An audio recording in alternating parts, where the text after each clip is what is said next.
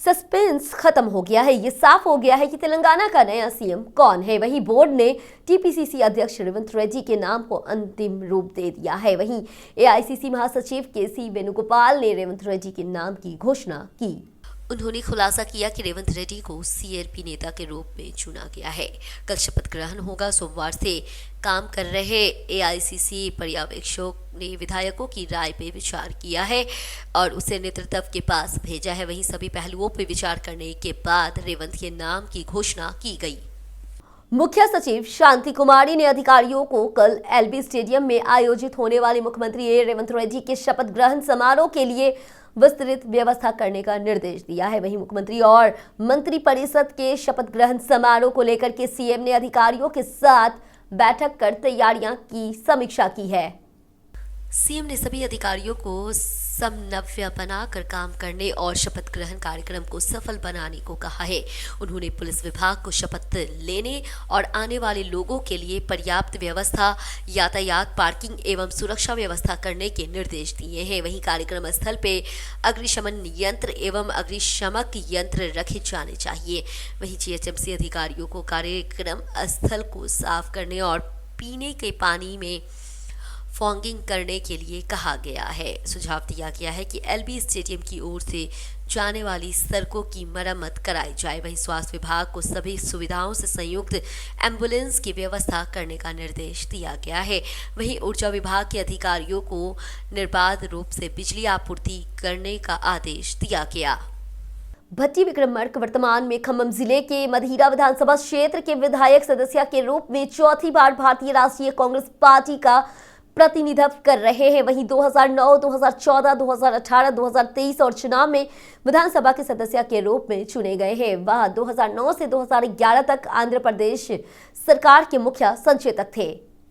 भट्टी विक्रमार्क ने 2011 से 2014 तक आंध्र प्रदेश विधानसभा के उपाध्यक्ष के रूप में कार्य किया है। वहीं 2019 से 2023 तक उन्होंने तेलंगाना कांग्रेस विधानसभा के नेता के रूप में कार्य किया है। वहीं आंध्र बैंक के निदेशक के रूप में शामिल हुए हैं। वह 1990-1992 तक पीसीसी के कार्यकारी सदस्य थे। वहीं 2000-2003 तक पीसीसी के सचिव के रूप में कार्य किया है। उन्होंने 2007 में खम्मम जिले से एमएलसी के रूप में जीत हासिल की है। वहीं 15 जून 1961 को खम्मम जिले के वैरा मंडल के असनाला लक्ष्मीपुरम गांव में जन्म अखिलांदा और मानिक्यम्मा के माता पिता नंदिनी का जीवन साथी सूर्या विक्रम मंदित्या और सहेंद्र विक्रम मंदित्या के पुत्र और वहीं भट्टी विक्रमार्क के भाई मल्लू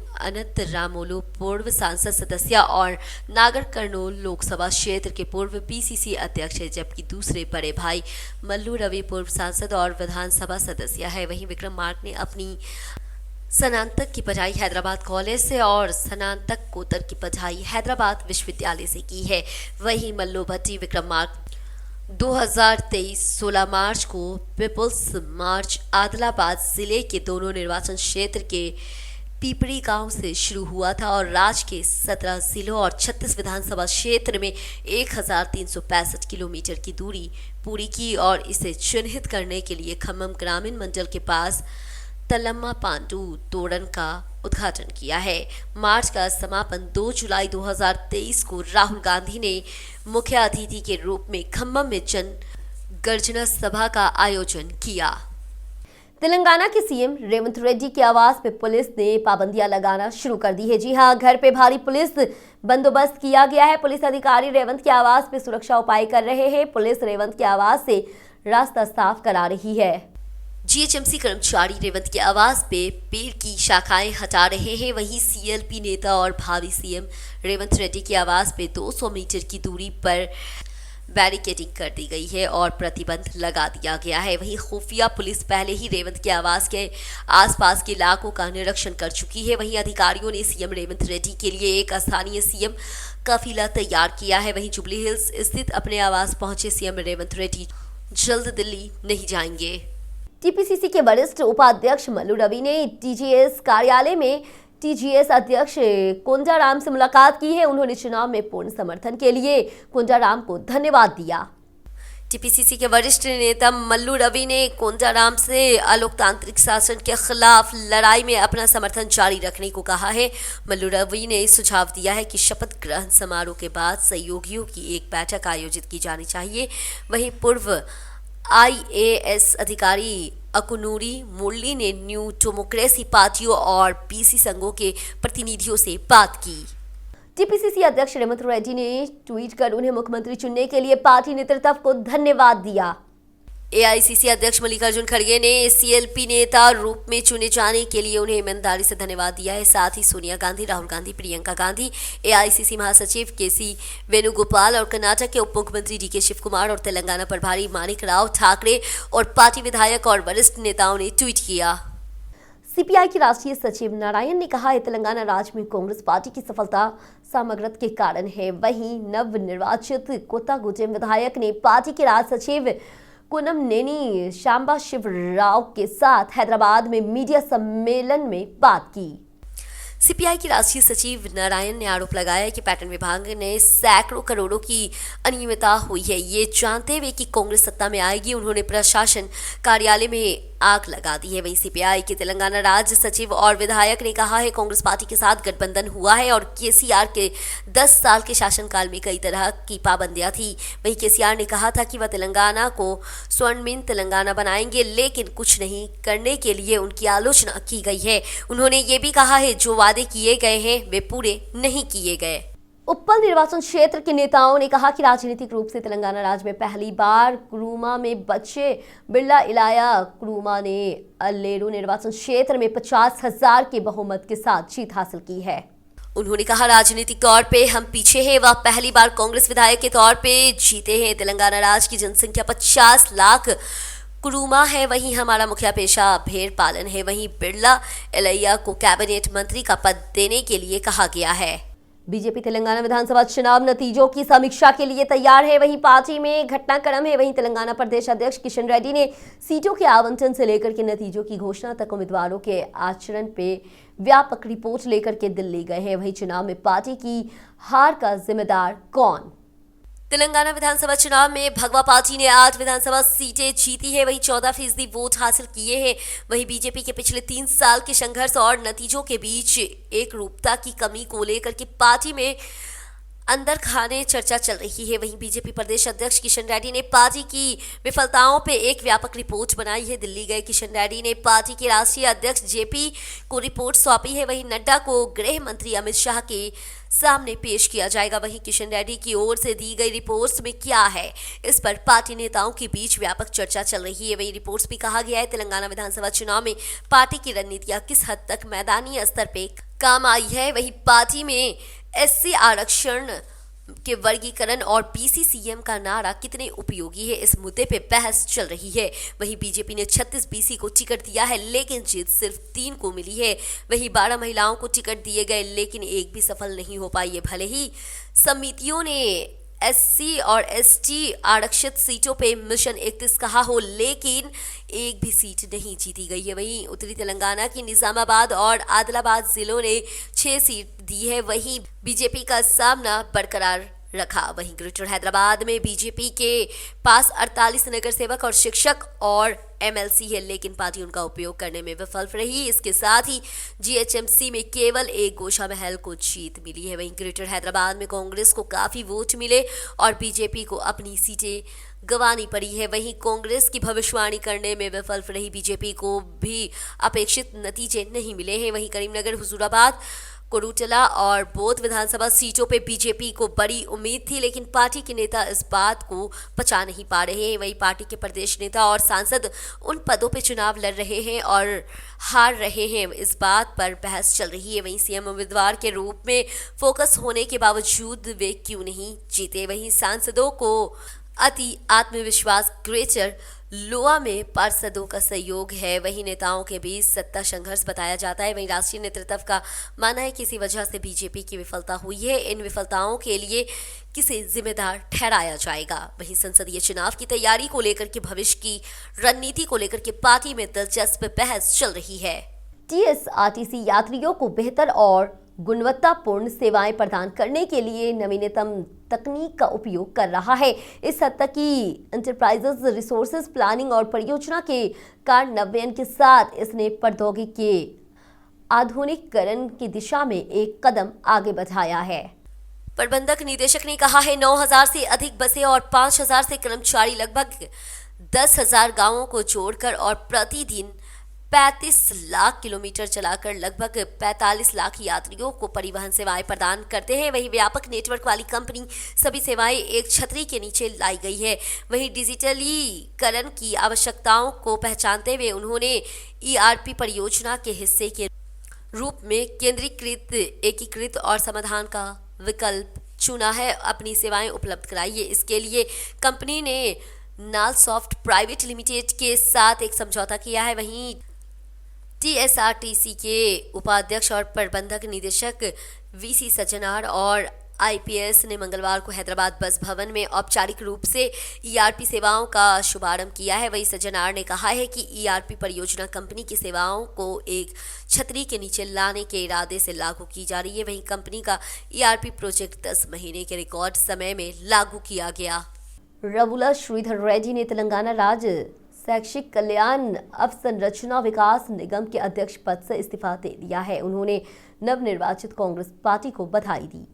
उन्होंने कहा, पिछले दिनों BRS सरकार द्वारा शुरू किए गए मनूरू मन बड़ी कार्यक्रम के माध्यम से राज्य में 26,000 स्कूल विकसित किए गए हैं। उन्होंने कांग्रेस सरकार से इन्हें भी जारी रखने की अपील की। Lawyers forum for social justice के नेताओं ने मांग की है कि कांग्रेस सरकार में किसी दलित को मुख्यमंत्री बनाया जाए और साबित किया जाए कि कांग्रेस पार्टी की दलितों की प्रति कितनी ईमानदारी है। वहीं उन्होंने दलित मुख्यमंत्री बनाने का गलत वादा करने के लिए पूर्व मुख्यमंत्री KCR की आलोचना की। फॉर्म के सदस्य प्रोफेसर गली विनोद कुमार ने बशीरबाग प्रेस क्लब हैदराबाद में आयोजित एक बैठक में बात की है। राज्य की बहुसंख्यक आबादी BC और SC/ST है, लेकिन 5% से भी कम आबादी वाले ऊंची जाति के नेता मुख्यमंत्री कैसे बन सकते हैं। वही सामाजिक तेलंगाना तभी संभव है जब किसी दलित को मुख्यमंत्री बनाया जाए। मदिगा संघ यूनाइटेड प्रिंट JAC की बैठक हैदराबाद में हुई है। उनकी मांग है कि उप मुख्यमंत्री का पद उनके ही सामाजिक समूह के किसी नेता को दिया जाए जिसे मुख्यमंत्री का पद दिया गया था। उन्होंने चेतावनी दी, यदि कांग्रेस द्वारा दिए गए आश्वासन को तोड़ा गया तो हम सभी को नुकसान होगा। उन्होंने कहा कि वे पिछले 30 सालों से SC वर्गीकरण के लिए संघर्ष कर रहे हैं और कांग्रेस की पहली विधानसभा बैठक में एक प्रस्ताव पारित कर केंद्र को भेजना चाहते हैं। यदि कांग्रेस SC वर्गीकरण की उपेक्षा करती है तो वे इस तथ्य को पहचानना चाहते हैं। वहीं अतीत में कांग्रेस पार्टी जला दी गई है और 3 लोग शहीद हो गए थे। वे कांग्रेस पार्टी द्वारा चुनाव में किए गए सभी वादों को पूरा करने की दिशा में काम करना चाहते हैं। मौसम विभाग की चेतावनी के मद्देनजर मिग्जाम तूफान के प्रभाव से उत्तर और दक्षिण तेलंगाना जिलों में मध्य से भारी बारिश होने की संभावना है। वहीं मुख्य सचिव शांति कुमारी ने संबंधित जिलों के कलेक्टरों के साथ टेली कॉन्फ्रेंस की है। वहीं CS ने कलेक्टरों से कहा है कि वह सतर्क रहे क्योंकि 2 दिनों तक राज्य के विभिन्न हिस्सों में भारी बारिश की संभावना है। शांति कुमारी ने आदेश दिया, भारी बारिश और बाढ़ की स्थिति में अपनाए जाने वाले प्रोटोकॉल के अनुसार उचित उपाय किए जाने चाहिए। उन्होंने उल्लेख किया है कि वे भदाद्री, कोतागुडेम और मुलुगु जिलों में NDRF टीम भेज रहे हैं। ये आदेश दिया गया है कि उचित एहतियाती कदम उठाए जाए ताकि तालाब पहले से ही पूरी तरह भरे हुए हो, उनमें बाढ़ न आए। वहीं सिंचाई विभाग, आपदा प्रबंधक विभाग, सड़क एवं भवन पंचायत राज और राजस्व विभाग सतर्क रहे और बाढ़ की आशंका के चलते खासकर काजेवे और निचले इलाकों में एहतियाती कदम उठाए। वहीं CS शांति कुमारी ने सुझाव दिया है कि पुनर्वास केंद्रों की पहचान पहले से कर ली जाए ताकि जरूरत पड़ने पर लोगों को सुरक्षित स्थानों पर पहुंचाया जा सके।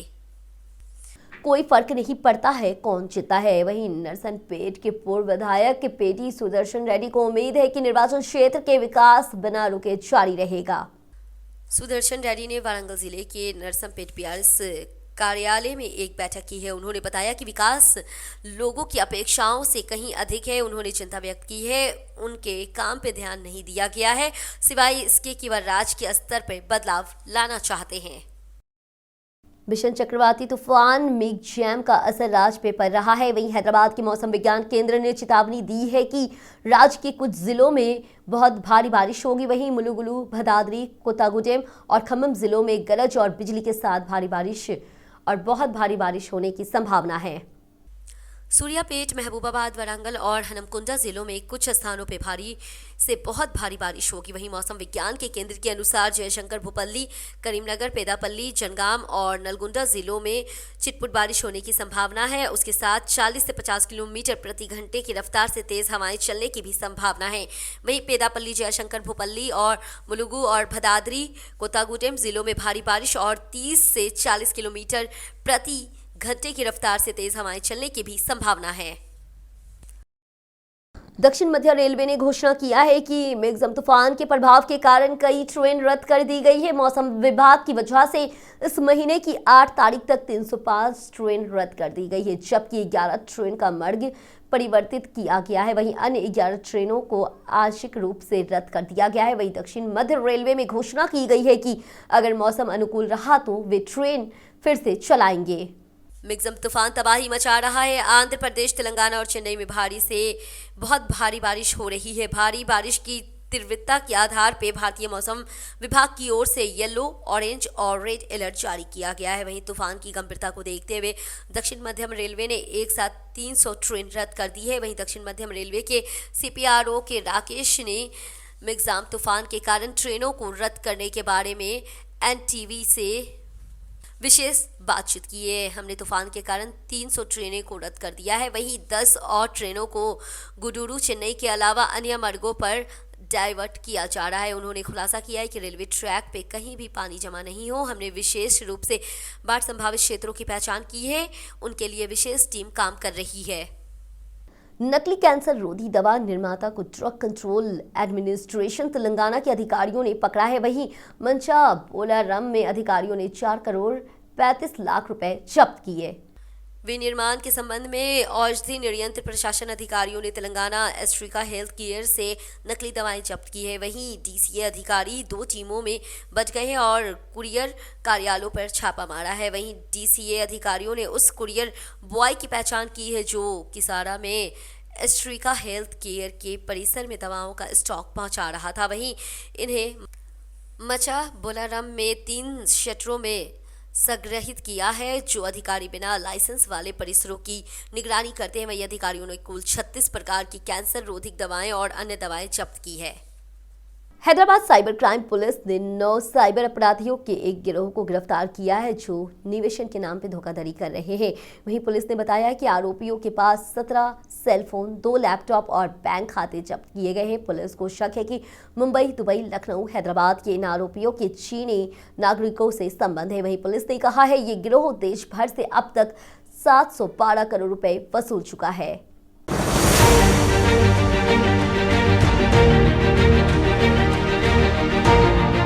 हर दिन एक नए तरह के साइबर घोटाले सामने आते हैं। साइबर अपराधी ठगी करने के लिए नई तरकीबें सोच रहे हैं। वे कुछ उम्मीद दिखाकर धोखा देने की कोशिश कर रहे हैं। इसे बिग बैच रिग घोटाला कहा जाता है। विशेषज्ञों ने पहचान लिया, खासकर हमारे देश में ये धोखाधड़ी करोड़ों की संख्या में हो रही है। और वहीं ये घोटाला कैसे है? बिग बैचिंग घोटाला है जिसमें किसी चीज के वादे पे धोखाधड़ी शामिल है।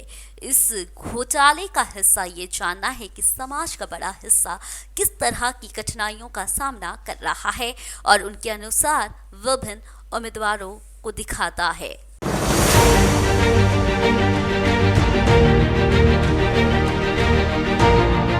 उदाहरण के लिए नौकरी के नाम पे धोखाधड़ी, क्रिप्टो निवेशन के नाम पे धन हस्तांतरण, इस प्रकार के घोटाले सोच समझकर योजना बनाकर किए जाते हैं। पहले वे लोग की सारी बातें जानते हैं और उनके अनुसार कदम उठाते हैं। धोखे से पहले भरोसा आता है। फर्जी प्रोफाइल, नौकरी भर्ती कंपनी या निवेशन एजेंसी होने का दिखावा करने की कोशिश करते हैं। उसके लिए फर्जी वेबसाइट और व्हाट्सएप ग्रुप भी बनाए जाते हैं। वे आपको विश्वास दिलाते हैं कि जो कुछ भी होता है वो सच है और फिर वास्तविक घोटाले को अंजाम दे देते हैं।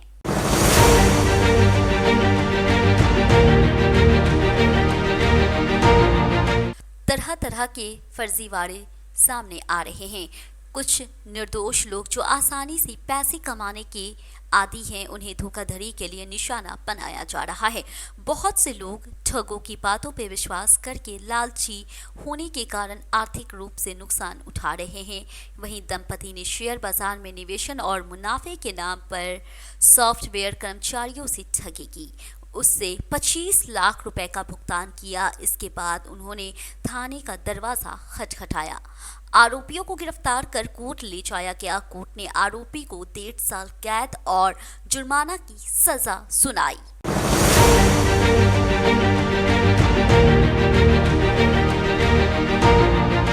विस्तार से जानते हैं, चलिए। बेंगलुरु के अजय हमसा सागर और गीता हमसा सागर एक दंपति है। रुपेश कुमार, जो बेंगलुरु में उनके नज़दीक निजामापेट के रहने वाले, पहले बेंगलुरु में सॉफ्टवेयर कर्मचारी के रूप में काम करते थे। हमसा सागर दंपति बेंगलुरु में रुपेश के पास रहते थे। इसी क्रम में दंपति की जान पहचान रुपेश से हो गई। वह समय समय पर रुपेश कुमार से 5,000 10,000 रुपए के उधार लेता था और लौटा देता था। वहीं साल 2017 में रुपेश कुमार ने कंपनी बदल ली और हैदराबाद आ गया। उसने निजामपेट में एक घर किराए पे लिया और वहीं रहने लगा।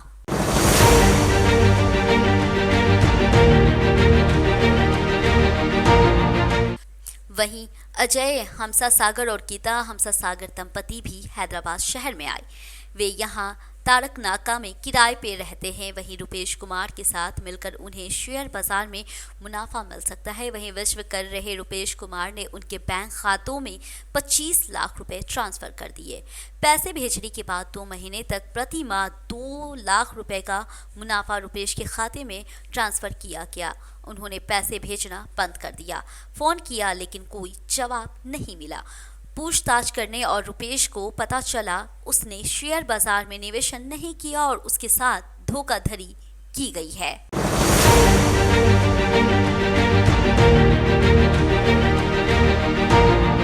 उन्होंने पुलिस से संपर्क किया और हैदराबाद साइबर क्राइम पुलिस ने मामला दर्ज कर आरोपी को गिरफ्तार कर लिया है। बाद में जब उन्हें कूकतपल्ली के 11वें अतिरिक्त कोर्ट के न्यायाधीश के सामने पेश किया गया तो आरोपियों को 1.5 साल की जेल और जुर्माने की सजा सुनाई गई। बढ़ते वित्तीय धोखाधड़ी के बीच ऑनलाइन ब्रोकरेज फर्म जेरोधा के संस्थापक और सीईओ नीति कामत ने भारत में विभिन्न वित्तीय घोटालों के बारे में चिंता व्यक्त की और सतर्क रहने की सलाह दी है। लोग फर्जी नौकरी प्रस्ताव घोटालों और उच्च रिटर्निंग निवेशन योजना और क्रिप्टो निवेशन योजना आदि से खुद को कैसे बचाते हैं। वहीं बिग बैचरिंग घोटाला, फर्जी नौकरियों प्रस्ताव घोटाले और नकली क्रिप्टो निवेशन उच्च निवेशन योजना आदि जैसे विभिन्न घोटाले के लिए एक व्यापक शब्द है।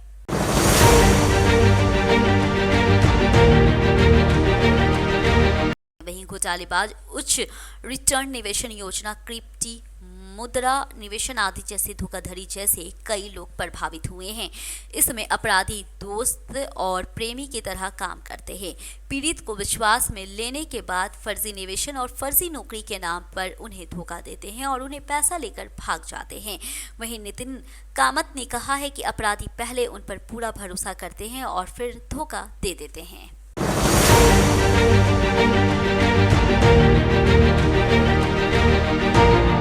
वहीं उपयोगकर्ताओं को विश्वास हासिल करने के लिए अपराधी नकली प्रोफाइल का उपयोग करते हैं। दोस्तों और प्यार के नाम पे भरोसा दिया जाता है, इसके बाद वे अपना काम खत्म कर गायब हो जाते हैं।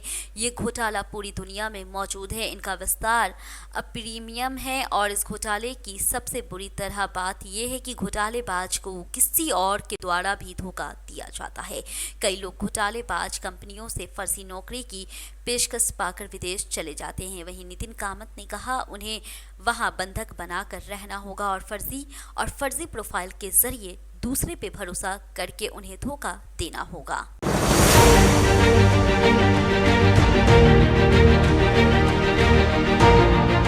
WhatsApp, social media platform, dating apps पर कभी भी अनजान मैसेज का जवाब ना दें। जब कोई आपसे नए ऐप्स डाउनलोड करने या लिंक खोलने के लिए कहे तो बहुत सावधान रहे। वे आपको रेड जोन में डाल सकते हैं।